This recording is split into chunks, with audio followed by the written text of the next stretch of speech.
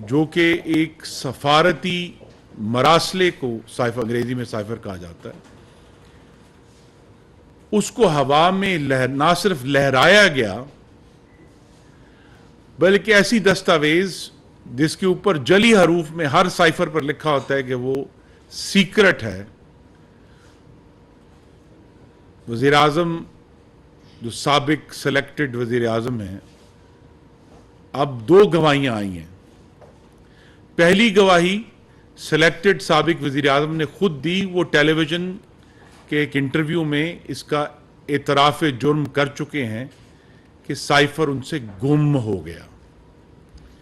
اور اب جو ان کے سابق پرنسپل سیکرٹری کا بیان ہے، اس میں پھر وہی لفظ آیا ہے کہ گم ہو گیا. جب ان سے پوچھا گیا اگلے دن کہ وہ سائفر کا کاغذ کدھر ہے، تو انہوں نے کہا کہ گم ہو گیا.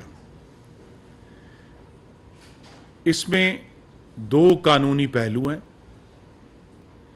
ایک پہلو تو آپ سب کے سامنے آ چکا ہے کہ آفیشل سیکرٹس ایکٹ کی یہ خلاف ورزی ہے کہ ایک ایسا معاملہ جس کا تعلق پاکستان کی تحفظ اور سلامتی سے ہو، اگر اس میں کوئی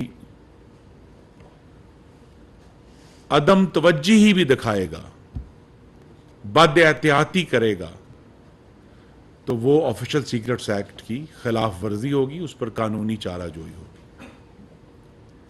لیکن عوام کے سامنے یہ بھی میں کھل کر کہنا چاہتا ہوں کہ سابق سلیکٹڈ وزیر اعظم نے بطور وزیر اعظم ایک حلف اٹھایا تھا. وہ حلف ہم سب نے بھی اٹھایا ہے، جس کا آخری پیراگراف اس حلف کا، وہ حلف اللہ تعالیٰ کو حاضر ناظر جان کر پاکستان کے عوام سے ایک وعدہ ہے دراصل، اور آئین میں درج ہے. اور اس میں کہا ہے کہ بطور وزیر اعظم جو معاملات ان کے سامنے رکھے جائیں گے یا ان کے علم میں لائے جائیں گے، وہ خفیہ معاملات وہ کسی کے سامنے نہیں بتائیں گے. تو نہ صرف آفیشل سیکرٹس ایکٹ کی ایک بہت ہی مذموم وائلیشن ہوئی ہے، بلکہ جو ایک حلف ہر سرکار کا عہدیدار، خاص طور پہ منتخب عہدیدار، عوام کے سامنے ایک وعدے کی صورت میں کرتا ہے اللہ تعالیٰ کو حاضر ناظر جان کر، اس سے روح گردانی ہوئی ہے. سائفر جو سفارتی مراسلہ ہے وہ ایک نہیں ہے. ہر روز درجنوں کی تعداد میں پاکستان کے سفراء، پاکستان کے مشن جو پوری دنیا میں موجود ہیں، وہ اپنا مراسلہ حکومت کو بھجواتے ہیں، جو وزارت خارجہ کے علاوہ چیف آف آرمی اسٹاف، وزیر اعظم پاکستان اور صدر پاکستان تک جاتا ہے. تو اس مراسلے کا جو اصل متن ہے، اس کو صرف 4 آنکھیں پڑھ سکتی. 4 عہدیدار ہیں ملک کے اعلیٰ ترین جو اس کو پڑھتے ہیں. اس مراسلے کے الفاظ کو تروڑ مروڑ کر اپنی اقتدار کی ہوس کا ایندھن بنایا ہے سلیکٹڈ سابق وزیر اعظم نے. تو یہ انتہائی مذموم عمل ہے کہ آپ قوانین کے ساتھ بھی کھیل رہے ہیں، آپ عوامی مفادات سے بھی کھیل رہے ہیں، آپ قومی مفادات سے بھی کھیل رہے ہیں.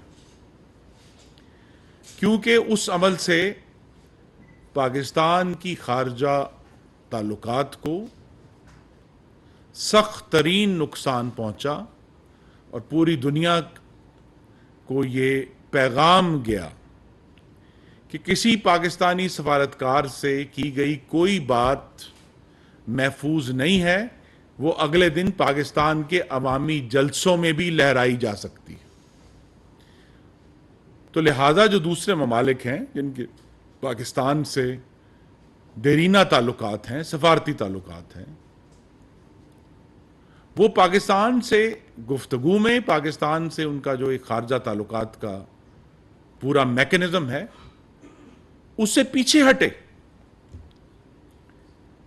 تو سلیکٹڈ سابق وزیر اعظم کو تو آئینی طریقے سے ان کی حکومت کو ہم نے پارلیمان میں ووٹ کے ذریعے ختم کیا، لیکن جو خارجہ پالیسی کو وہ نقصان پہنچا گئے اس کا ازالہ کرنے میں بہت محنت کرنی پڑ رہی ہے.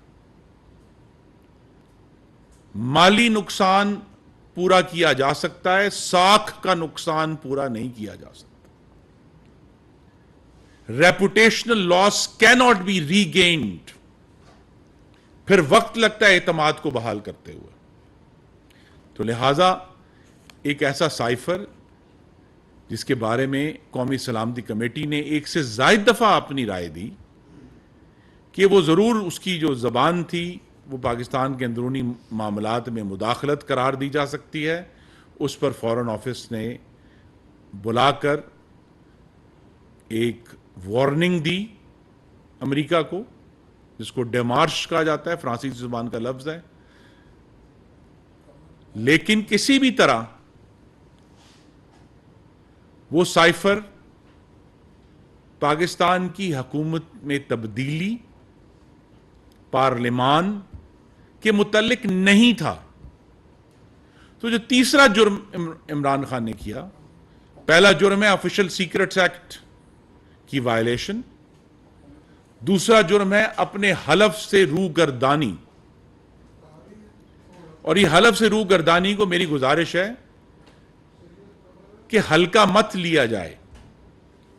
اس کا براہ راست تعلق اس چیز سے ہے کہ کیا حلف پورا نہ کرنے کا مطلب ہے کہ وہ شخص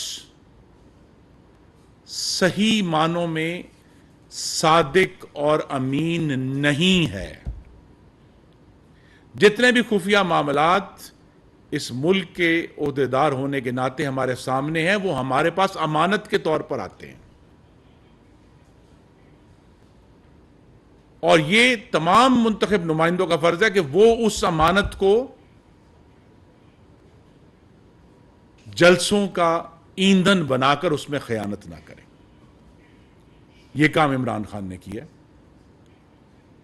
اور اسی طرح جو صادق ہونے کی بات ہے، سچا ہونے کی بات ہے، سائفر میں کہیں نہیں لکھا جو عمران خان نے کہا اور جھوٹا دعویٰ کیا، قوم کو گمراہ کیا کہ جی امریکہ نے تو پیسے دیے تھے تحریک عدم اعتماد کے لیے، امریکہ نے تو رجیم چینج کروایا ہے.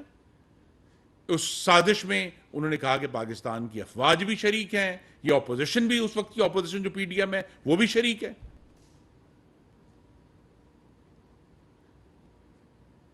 تو سلیکٹڈ سابق وزیر اعظم کے جرائم میں یہ اضافہ ہو گیا ہے. اگر کسی کو کوئی شک تھا تو اب تمام شکوک و شبہات دور ہو جانے چاہیے کہ سلیکٹڈ سابق وزیر اعظم نہ صادق تھے نہ امین تھے. اور یہ جو اب گواہی ان کے جو قریب ترین اور معتمد ترین سیکرٹری نے دی ہے، اس سے اب واضح ہو گیا ہے کہ اس جھوٹ کی بنیاد پر پاکستانیوں کو بہکایا گیا. اور دلچسپ بات یہ ہے کہ اس جھوٹ کو پھیلانے پر، قوم کو گمراہ کرنے پر، ان پاکستانیوں پر جنہوں نے اپنی گاڑیوں کے پیچھے سٹکر لگا دیے تھے کہ کیا ہم غلام ہیں، سلیکٹڈ سابق وزیر اعظم نے بعد میں اپنے بیانوں سے ثابت کیا ہے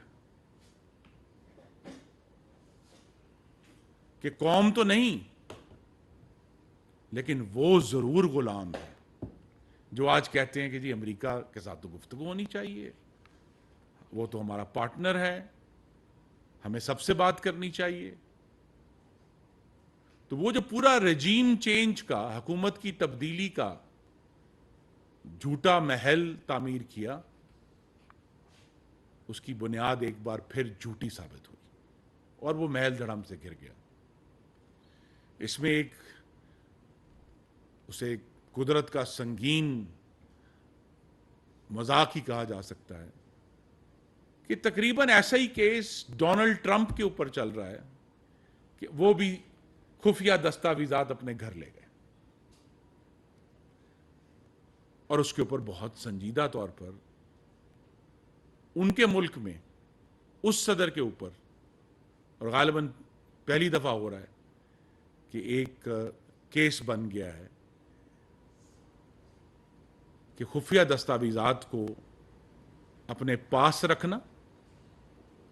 ابھی ڈونلڈ ٹرمپ نے سلیکٹڈ سابق وزیر اعظم کی طرح یہ دعویٰ نہیں کیا کہ دستاویزات گم ہو گئیں، دستاویزات موجود ہیں، اس کے باوجود کیس ہو رہا ہے۔ گم ہونے کا کیا مطلب ہے؟ چوری ہو گئی؟ اس کا مطلب وہ شخص جس سے گم ہوئی ہے ایک خفیہ دستاویز، وہ امین نہیں تھا، نہ ہے، کیونکہ عوام کے سامنے یہ حقیقت رکھنا ضروری ہے کہ کسی سائفر کو پبلک میں لے کر جانا یا نہ لے کر جانا یہ ان عہدے داروں کا فیصلہ نہیں ہو سکتا۔ جو دستاویز خفیہ ہے اس کے مندرجات کا پھر اس سے تعلق نہیں ہے، وہ ایک حلف ہے کہ یہ دستاویز خفیہ رہے گی، اور اس کو خفیہ رکھنا پوری دنیا میں خارجہ تعلقات کا ایک بنیادی عنصر ہے۔ The conduct of foreign relations depends upon this confidentiality. And former Prime Minister gravely violated that confidentiality by not only first possessing a secret document, but by claiming, and we do not know how to verify the claim, that the document is lost. تو جو ایک خفیہ دستاویز گم ہو گئی ہے اس کے بارے میں بدترین خدشات کا اظہار کیا جا سکتا ہے، کیونکہ آپ کو معلوم ہے کہ حالیہ دنوں میں ایسے ممالک کی طرف سے بھی پاکستان کے اندرونی معاملات کے بارے میں زہر افشانی کی گئی ہے جن کو ہم ریکگنائز بھی نہیں کرتے، اور اچانک 76 سال بعد ان کو یاد آ گیا کہ پاکستان میں تو کچھ ہو رہا ہے۔ تو یہ سارا معاملہ اب یہاں تک پہنچا ہے کہ نہ صرف ایک اقبالی بیان ہمارے سامنے آ گیا ہے، خود سلیکٹڈ سابق وزیر اعظم جو ہیں وہ اس کا اعتراف کر چکے ہیں اس سے پہلے بھی کہ وہ دستاویز گم ہو گئی، اب یہ ویریفائی ہو گیا ہے۔ تو پھر کیا ہم کہیں گے کہ کیا پاکستان کی معیشت کی جو تباہی اور اس کے اوپر جو بین الاقوامی عدم اعتماد تھا اس میں بھی سلیکٹڈ سابق وزیر اعظم نے اپنا حصہ ڈالا ہے؟ اور یہ جو ایشوز ہیں کہ اپنے ہوس اقتدار کی خاطر سلیکٹڈ سابق وزیر اعظم نے ہر چیز بھینٹ چڑھا دی۔ پارلیمان میں جو مذاق کیا، جو اللہ کے کرم سے مکمل نہیں ہوا اور ہم نے اپنی اکثریت کے ذریعے ان کو شکست دی، لیکن حکومت توڑنے کا ڈرامہ، پوری تحریک عدم اعتماد کو ختم کرنے کا ڈرامہ، پارلیمان کا مذاق بنایا، عدالتوں کا مذاق بنایا، وزیر اعظم ہاؤس کے تقدس کا مذاق بنایا۔ لہذا یہ جو اب ایک واضح پیٹرن نظر آ رہا ہے کہ سلیکٹڈ سابق وزیر اعظم اپنے ہوس اقتدار کے لیے کچھ بھی کر سکتے ہیں، کوئی سودا بھی کر سکتے ہیں، کوئی خفیہ دستاویز بھی گم کر سکتے ہیں، کسی سے بھی بات کر سکتے ہیں کہ اگر 9 مئی کو جو ریاست پر حملہ ہوا، جناح ہاؤس کو بھی جلایا، ریڈیو پاکستان پشاور کو بھی جلایا، شہیدوں کی یادگاریں بھی شہید کی، ادھر 150 جانوروں کو بھی جلا دیا پشاور میں. وہ تو کوئی سیاسی احتجاج نہیں تھا، وہ سیاسی اختلاف کا اظہار نہیں تھا.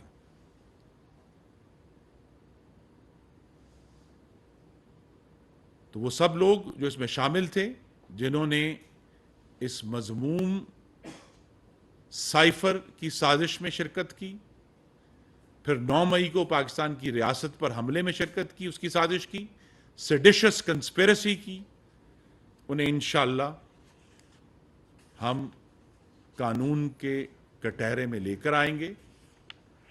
یہ ایسی پروسیکیوشنز ہیں جو پاکستان میں پہلے نہیں ہوئی، لیکن انشاءاللہ اب یہ ہوں گی، کیونکہ آنے والے تمام وزرائے اعظم کو یہ پیغام دینا ہے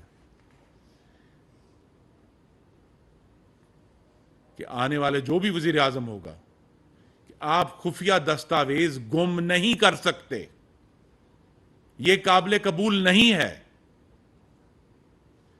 آپ خفیہ دستاویز کی بنیاد پر سیاست نہیں کر سکتے، یہ قابل قبول نہیں ہے. آپ پاکستان کے خارجہ تعلقات کو اپنے اقتدار کی ہوس کی بھینٹ نہیں چڑھا سکتے، یہ قابل قبول نہیں ہے.